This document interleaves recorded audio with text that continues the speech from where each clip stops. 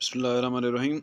मैं हूं नवीद रियाज पनुहा। सबसे पहले एक बार दुरूद पढ़ें, अल्लाहुम्मा सल्ली अला सय्यिदिना व मौलाना मुहम्मद मुबारक वसल्लम वसल्लु अलैहि। आज आपसे मैं बात करूंगा सूरजमुखी की काश्त पर। सूरजमुखी तेलदार अजनास में जिसमें तेलदार अजनास हमारी जो मशहूर हैं उसमें राया है। आजकल ख़ास तौर पर कनोला राया की फ़सल ज़्यादा काश्त हो रही है, फिर उसमें तिल आ जाते हैं। फिर सूरजमुखी भी इसमें है। सूरजमुखी बहुत पुरानी फ़सल है, बहुत देर से काश्त हो रही है। मतलब राया से भी ये फार्मर के पास पहले की फ़सल है। लेकिन कुछ एरियाज़ हैं इसके जहाँ ये काश्त होती है, कुछ नए एरियाज़ हैं जहाँ पर ये फार्मर काश्त कर रहे हैं। तो ये वीडियो मैं उन दोस्तों के लिए बना रहा हूँ कि जो नए हैं या जो पहले के भी हैं, तो के लिए भी थोड़ी सी रहनुमाई हो जाए। मैं तकरीबन अपने इलाके में अपने पेरेंट्स में से कोई इसकी दूसरी नस्ल होगा जो सूरजमुखी लगा रहे हैं। मैं 15-20 साल से, मैं अपने बचपन से बल्कि सूरजमुखी को देख रहा हूँ कि हमारे यहाँ भी लगती है। तो ये गंदम का अल्टरनेट होता है। जो लोग गंदम नहीं लगाते, या पुराने दौर में जब हमारी कपास अच्छी होती थी, कपास की गैर मौजूदगी में फिर सूरजमुखी लगती थी। सॉरी, कपास के बाद गंदम जो ना लगाते वो सूरजमुखी लगाते थे। तो इसके जो है ना, हम मुख्तलिफ़ पहलू हैं जिन पर मैं ज़रा तफसीली आपसे बात करूँगा। तो उसमें पहले नंबर पर आता है इसका वक्त काश्त। वक्त काश्त जो है ना, ये तकरीबन हम 15 दिसंबर से लगाते थे, लेकिन आजकल हम देखें तो इसका वक्त काश्त बेहतरीन जो है ना वो जनवरी है, जनूबी पंजाब के लिए। अपर में चले जाएँ तो फिर वहाँ फरवरी भी ठीक है, फरवरी बल्कि बेहतर है। तो जनूबी पंजाब के लिए जनवरी, और फिर फरवरी में भी जो लेट हो जाएँ तो भी वो फरवरी में भी लगा सकते हैं। या जो लोग दोस्त जो जिनका राया जल्दी ख़त्म हो रहा हो, जल्दी जिनकी कोई वस्त फरवरी में हार्वेस्ट हो जाए, तो वो इसको लगा सकते हैं। ये और बात है कि सिलेक्शन करनी पड़ेगी कि उनके लिए प्रॉफिटेबल फ़सल या उस वक्त के लिहाज से बेहतरीन फ़सल कौन सी होगी। तो बहरहाल वक्त काश्त इसका फरवरी तक है।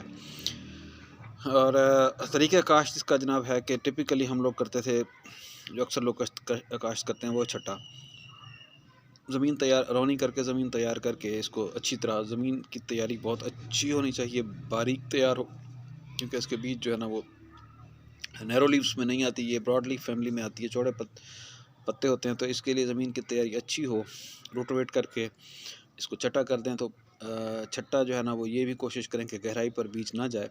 तो बीज निकल तो आते हैं लेकिन कमज़ोर होते हैं। इसका जो बीज होता है वो मोटा होता है बनिस्बत एज़ कम्पेयर टू तिल या दूसरे जो हम देखें ना बीज, उनकी निस्बत इसका बीज का साइज़ बड़ा होता है, सो पौधा निकल आता है। लेकिन छट्टे में फिर ये भी मसला आता है कि अगर बारिश हो जाए तो फसल गई, जर्मिनेशन बहुत ज़्यादा मुतासर होती है। करंट बन जाए, जैसे कि अभी प्रेडिक्टेड है कि जनवरी में भी बारिशें हैं, फरवरी में भी बारिशें हैं, तो आप उस वक्त को देख लें। आसान फसल है छट्टे के लिए कि जी छट्टा आप बासानी कर सकते हैं।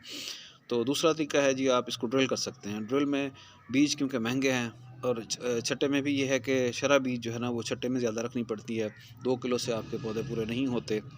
और ड्रिल में भी आप 2 किलो से स्मॉल सीड ड्रिल, तो शायद उससे ना हो, लेकिन हम लोग करते थे इसमें खाद मिक्स करके डीएपी, और इसको ड्रिल से करते थे, गंदम वाली जो रबी ड्रिल होती है। तो अब बीज महंगे हैं, तो महंगा बीज है, तो इसलिए ड्रिल में भी बीज का ज़ाया होगा, फिर छिद्राई भी होगी।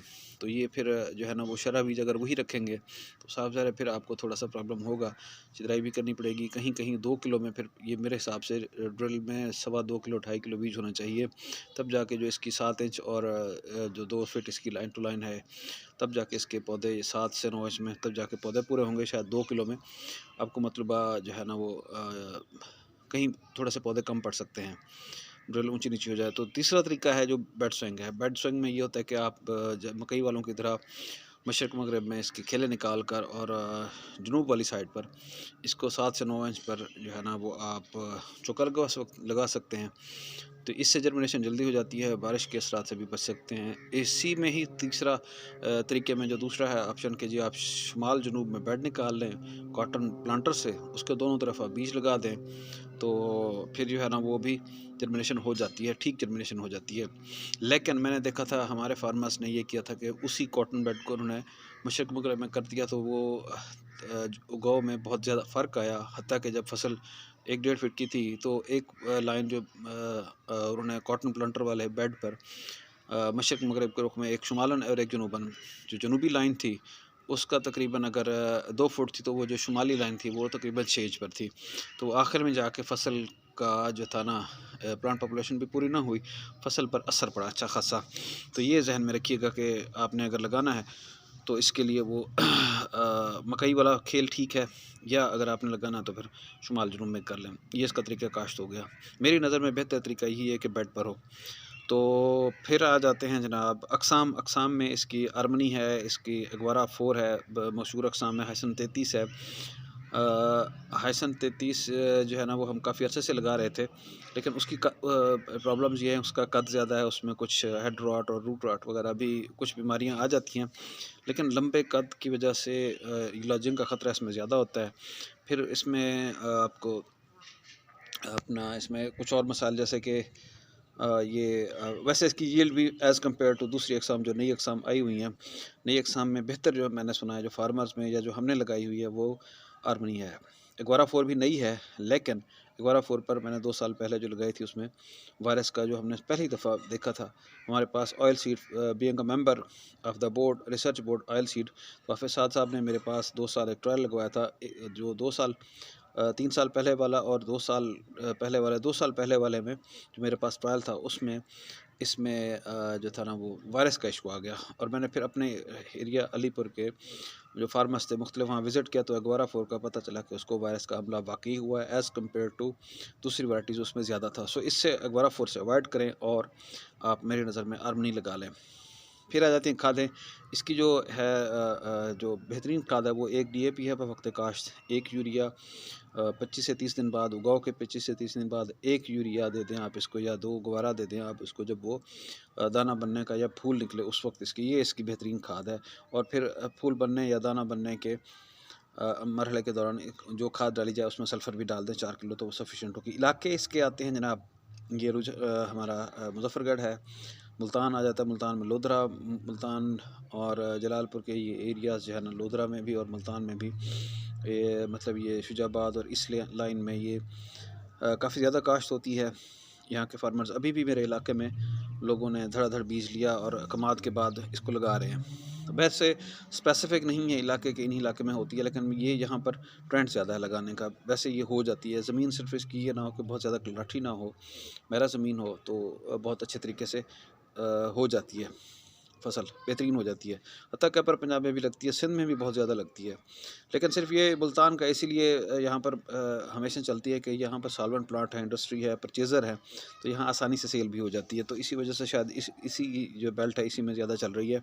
बाकी इलाकों में नहीं होने की वजह से सेल के मसाइल भी आते हैं। मौसम इसका जर्मिनेशन के वक्त इसको बारिश ना हो, तो आप खुश हो सकते हैं कि जी हमारी फसल उगाव में पूरी आ गई। एक जो इसके लिए आइडियल मौसम है कि जी इसमें उन दिनों में, अब तो हर बंदे को मौसम का पता है, मौसम पर गहरी नज़र रखें। उगाव के वक्त इसका मौसम बारिश ना हो, अगर आपका बेड स्विंग है तो फिर भी बचत हो सकती है। तो जो आगे मौसम है, इसको अगर ये मई में जाके कटाई होती है, तो मार्च अप्रैल में इसका दाना भरने का अमल होता है, जारी होता है। जब गंदम की कटाई हो रही है, तो ये उसका दाना भरने का अमल उसमें भरपूर होता है। तो उस वक्त अगर ठंडा मौसम हो, उस वक्त अगर बारिशें हों, तो पैदावार अनबिलीवेबल हो सकती है। मैंने जिस साल में गंदों में रस्ट आई थी, और हमने वहाँ उस दफ़ा सूरजमुखी जो लगाई हुई थी, वहाँ पर हमें एक 30 से 32 मन तक हमें यील्ड मिली थी। वैसे आम तरीक़ाकार से, आम खादों से, मतलब अगर मौसम थोड़ा सा हार्ड हो, जैसे पिछला साल हमारा गया था कि यहाँ पर लू चल रही थी, जो कि मकई के लिए भी जो मौसम था वो जनूबी पंजाब में वो बेहतर नहीं था। तो जब लू चल रही हो जाए, टेम्परेचर बिल्कुल सडन अप हो जाए और गर्मी हो जाए, तो वो इसके लिए मौसम प्रॉब्लम होता है। उस मौसम में आप 25 मन अगर उसी प्रैक्टिस से ले रहे होते हैं, तो जब बारिशें हो रही होती हैं, जब अच्छे ठंडे मौसम हो रहे होते हैं, तो उस वक्त आप उन्हीं प्रैक्टिस से आप 30 से 32 मन यील्ड ले सकते हैं। बल्कि मैंने इससे भी ज़्यादा फार्मर्स की मैनेजमेंट जिनकी अच्छी थी, 32 मन से भी ज़्यादा मैंने देखी हैं, पैदावारें सुनी हैं। मसाइल क्या हैं जी? मसाइल एक तो ये है कि लेबर दस्तयाब होना, कटाई के वक्त अगर आप नॉन एरिया से हैं, तो उस वक्त ये भी एक मसला हो सकता है। उगाव के वक्त बारिश हो जाए, ये भी मसला हो सकता है। और जनाब फिर आपको इसको कटाई के वक्त भी अगर बारिशें हो रही हों और सिट्टे खेली के अंदर, बेड पर आपने लगाई हुई है, कॉटन बेड पर है, तो सिट्टे अगर आप खेली के अंदर डाल चुके हैं और बारिश अच्छी खासी हो जाए, तो सिट्टे गल सकते हैं। तो इसीलिए वहाँ पर गलती ये होती है कि जी इसको सुधारने का, बारिशें हो भी जाएँ, तो इसको कटाई के वक्त फ़ौरन जो इसके सिट्टे हैं ना, लेबर से कहें कि वो बेड के ऊपर डालें, नाली में ना डालें।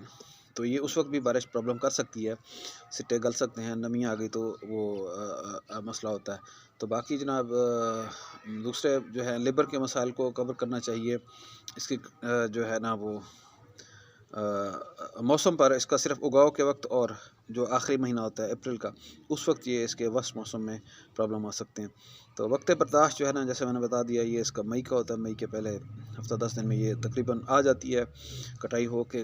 उस वक्त गर्मी होती है, कटाई हो के इसके सिट्टे अगर खेल पे बेड के ऊपर इसकी नाड़ी तुड़वा के सिट्टे बेड के ऊपर रखवा दिए जाएँ तो मेरे ख्याल में 4-5 दिनों के अंदर अंदर सिट्टे सूख जाते हैं। उन सिट्टों को इकट्ठा करवा के फिर आप जो है ना, ये तरीका बर्दाश्त में भी यही चीज़ आ जाती है कि ये जो आम कन्वेंशनल तरीका है, सिट्टे लेबर से कटवा के और उसको आप रखवा दें। जब ये खुश्क हो जाए तो गठियाँ बंधवा के पल्ली से गट्ठे बंधवा के फिर इसको आप एक जगह इकट्ठा कर लें और फिर कंबाइन आके उसको, जो कंबाइन आपकी गंदम वाली होती है वही कंबाइन उसमें बगैर किसी अल्ट्रेशन के वो इसको गहा लेती है। इसका जो पीछे कचरा होता है ना, वो भी भट्ठे वाले अच्छी कीमत पर ले लेते हैं। तो वो तकरीबन हार्वेस्टिंग जो उसके होते हैं गहाई के, और कुछ हद तक उनमें कभी कभी तो जो है ना वो पूरे अखराजात उसी से निकल आते हैं, कटाई के और जो गहाई के होते हैं। लेकिन अब महंगाई हो गई है तो मुझे लगता है कि सिर्फ गहाई के ही पैसे उस जो उसका रेजिड्यू है उससे पूरे हो जाते हैं। तो बाकी मशीन से कटाई हो जाए तो इसके मसाइल ज़्यादा हैं। इसके लिए सूखा हुआ हो फील्ड और मुकम्मल सूख जाए तब आप मशीन से इसकी कटाई करवा सकते हैं। उसके बावजूद भी सिट्टे पीछे गिर जाते हैं, मशीन अच्छी तरह से हैंडल नहीं करती, उसमें नुकसान ज़्यादा होता है।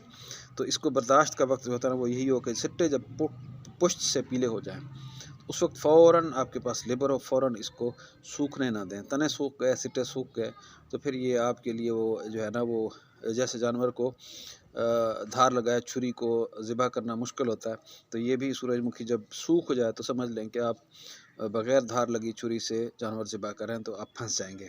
लेबर आपको तंग करेगी, लेबर काटेगी नहीं। तो ये इसका जो है ना ये प्रिकॉशन ये भी आ जाती है।